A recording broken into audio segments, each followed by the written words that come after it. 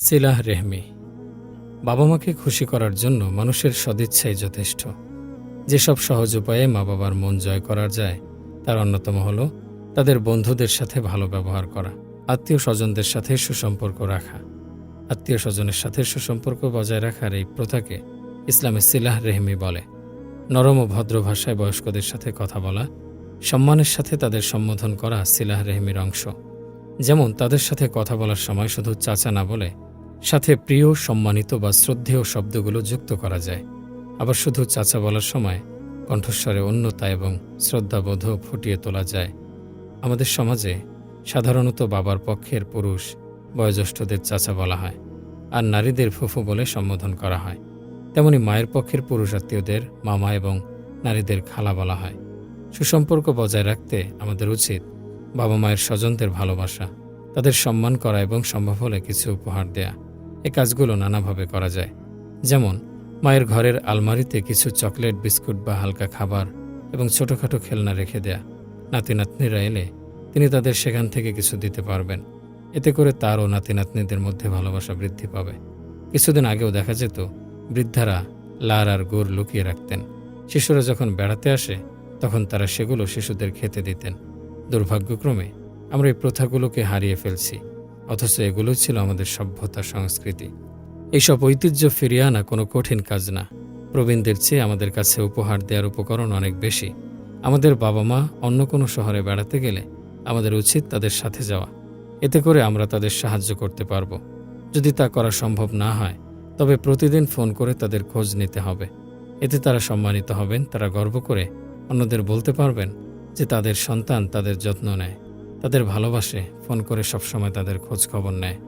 আমাদের কোনো দুর্ঘটনা ঘটলে বা কোনো দুঃসংবাদ থাকলে খুব সতর্কতা ও ধৈর্যের সাথে বাবা মাকে বলতে হবে। আমরা বলবো, চিন্তা করবেন না, ইনশাআল্লাহ সমস্যার সমাধান হয়ে যাবে।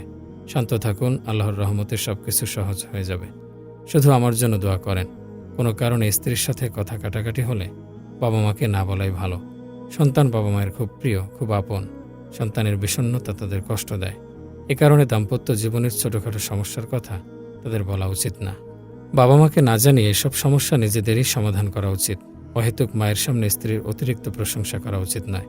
স্ত্রীকে দেয়া উপহারের তালিকা মায়ের কাছে গর্ব করে বলাতে কোনো উপকার নেই। আমাদের ভাবা উচিত বিয়ের আগে মা কত আপন ছিলেন। সব ঘটনা, সব সমস্যা বলার জন্য আমরা মায়ের কাছেই ছুটে যেতাম। হঠাৎ একটি মেয়ে বউ হয়ে বাবা মা এবং সন্তানের মাঝে চলে এলো।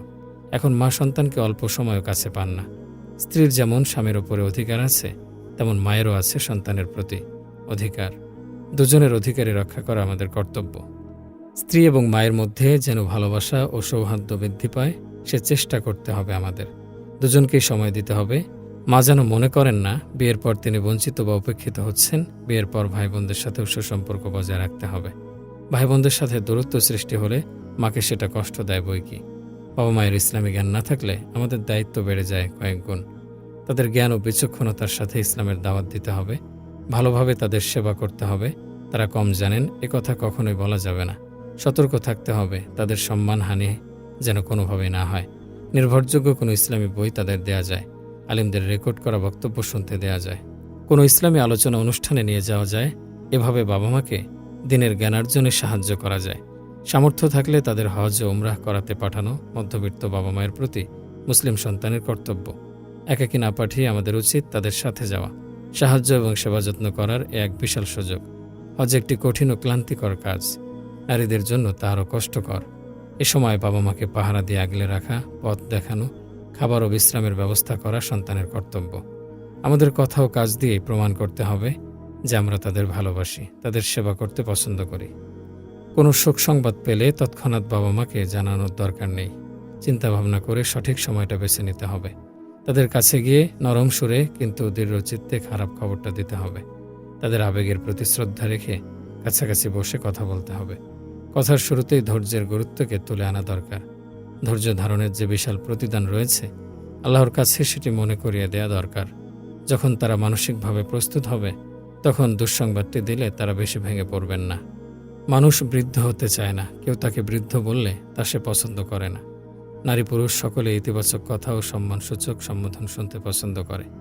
বাবা মাকে সবসময় বলা উচিত, মাশা আল্লাহ, আল্লাহর ইচ্ছায় আপনি এখনও তরুণ আছেন। আসল বয়সের চেয়ে অনেক কম বয়সী মনে হয়। চেহারা অনেক প্রাণবন্ত ও সতেজ। আলহামদুলিল্লাহ, আপনারা এখনও সুস্বাস্থ্যের অধিকারী। গলার সুর বলিষ্ঠ, কোথাও কোনো অসুস্থতার ছাপ দেখা যাচ্ছে না। এমন উৎসাহবাঞ্চক কথায় বৃদ্ধ অসুস্থ মানুষও মনে জোর পায়, তাড়াতাড়ি সুস্থ হয়ে ওঠে। মনে পড়ে যায় 1986 সালে প্রথমবারের মতো সিরিয়া ভ্রমণের কথা। দুজন সৌদি বন্ধুর সাথে গিয়েছিলাম সিরিয়ার একটি গ্রামে। গ্রাম প্রধান তার বাড়িতে আমাদের আতিথেয়তা করলেন। আমরা বসেছিলাম বৈঠকখানা হিসেবে ব্যবহৃত একটু বিশাল ঘরে। সৌদি আরব থেকে মেহমান এসেছে শুনে গ্রাম ভেঙে মানুষেরা দেখা করতে এলো আমাদের সাথে।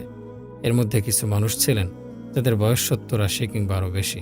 বৃদ্ধদের এই দলটি ঘরে ঢোকার সাথে সাথে একজন বলে উঠল, মাশা আল্লাহ, যুবকেরা এসে পড়েছেন। যুবক উপাধিটি শোনা মাত্র বৃদ্ধদের লাল চেহারা আরও লাল হয়ে গেল।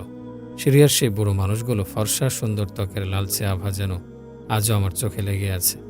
আমাদের বাবা মায়েরাও মানুষ, প্রশংসা পেলে তারাও খুশি হন। সুন্দর নতুন একটা পোশাক পরলে তাদের পরিমিত প্রশংসা করা যায়। কাপড়টা তাদের যে বেশ মানিয়েছে তা জানিয়ে দেয়া যায়। তাদের ভালো কাজগুলোর প্রশংসা করে তাদের উৎসাহ দেওয়া উচিত। বাবা মা সন্তানদের কণ্ঠ ভালোবাসেন। তাদের প্রিয় কোনো কবিতা থাকলে তা আবৃত্তি করে শোনালে তাদের ভালো লাগবে। যাদের কণ্ঠস্বর গানের গলা সুন্দর, তারা বাবা মাকে তাদের প্রিয় কোনো ইসলামী গান শোনাতে পারেন। ছোটবেলায় বাবা মাকে কবিতা শোনালে তারা খুবই খুশি হতেন।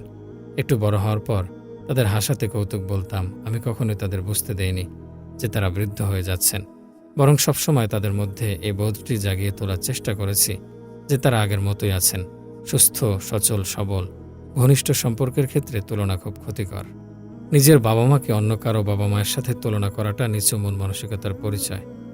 কে কার সন্তানদের খাওয়া পড়ার ক্ষেত্রে আরও বেশি সুযোগ সুবিধা দিয়েছে, নামি দামি স্কুলে ভর্তি করেছে, এ ধরনের কথা ভুলেও বাবা মার সামনে বলা যাবে না। এমন মন্তব্যে তারা কষ্ট পাবেন। বুঝতে পারবেন আসলেই তারা সন্তানকে সুশিক্ষা দিতে ব্যর্থ হয়েছেন। অতীতের ভালো জিনিসগুলো ছাড়া অপ্রিয় কোনো কিছু আক্ষেপ এড়িয়ে চলতে হবে।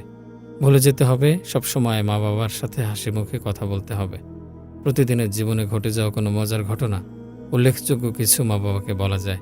এতে ঘরের পরিবেশ আরও বন্ধুত্বপূর্ণ, আনন্দময় হবে। জাতীয় ও আন্তর্জাতিক গুরুত্বপূর্ণ সংবাদগুলো বাবা মাকে জানানো দরকার। বাবা মা উচ্চশিক্ষিত হলে বিশ্বে ঘটে যাওয়া ঘটনাগুলো নিঃস্বার্থ বিশ্লেষণ পাওয়া সম্ভব। জীবনের দীর্ঘ অভিজ্ঞতার আলোকে বাবা মায়েরা সঞ্চয় করেন গভীর জ্ঞান। সুতরাং যতটা সম্ভব তাদের থেকে শেখার চেষ্টা করতে হবে। ব্যক্তিগত অভিজ্ঞতা সম্পর্কে প্রশ্ন করলে, কোনো বিষয়ে মতামত জানতে চাইলে বাবা মা খুশি হন, এতে সম্পর্ক গভীর হয়। আমাদের মনে রাখা উচিত, বাবা মা চান সন্তান যেন তাদের চেয়েও বড় হয়, উন্নতি করে। তাদের কাছে সব কথা খুলে বললে তারাও আমাদের কাছে কিছু গোপন করবেন না। ব্যক্তিগত অভিজ্ঞতার আলোকে আমার সন্তানদের আমি ন্যায়নিষ্ঠার গুরুত্ব সম্পর্কে জানিয়েছি। আমি তাদের সুদ দেয়া বা অন্যদের ধোঁকা দেয়া থেকে বিরত থাকতে বলেছি। সঠিক সময়ে সালাত আদায় করতে বলেছি। আমার উপদেশ শুনে তারা বলেছে, বাবা, আপনার প্রতিপালন সার্থক হোক। ইনশাআল্লাহ আমরা কখনো আপনার বিশ্বাস ভঙ্গ করব না। আমি আনন্দিত হয়েছি বারংবার তাদের এ ওয়াদা শুনে যে তারা কখনো বিপথে যাবে না। সন্তানদের সদাচরণ বাবা মাকে যতটা আনন্দ দেয় ততটা অন্য কিছুই দেয় না। আমরা স্বীকার করি আর না করি, এটাই সত্য যে আমাদের সফলতা বাবা মায়ের প্রতিপালন ও সুশিক্ষার সুফল। সন্তানের জন্য বাবা মা সম্ভবপর সব কিছু করেন। ধনী হোক আর গরিব হোক, সন্তানের জন্য তারা সামর্থ্যের বেশি চেষ্টা করেন। এই দুনিয়াতে তাদের চাওয়া একটাই, সন্তানের সাফল্য। তারা উচ্চশিক্ষায় শিক্ষিত হয়ে মানুষের মতো মানুষ হবে, এটাই তাদের স্বপ্ন। এ লক্ষ্যে কাজ করে তারা বৃদ্ধ হয়ে গেছেন। আমরা বড় হয়েছি, আমাদের উচিত তাদের শ্রম ও উৎসর্গকে স্বীকৃতি দেয়া ও তাদের সাথে সর্বোত্তম আচরণ করা। এতে আমাদের পিতামাতা যেমন খুশি হবেন, আল্লাহও তেমনই খুশি হবেন।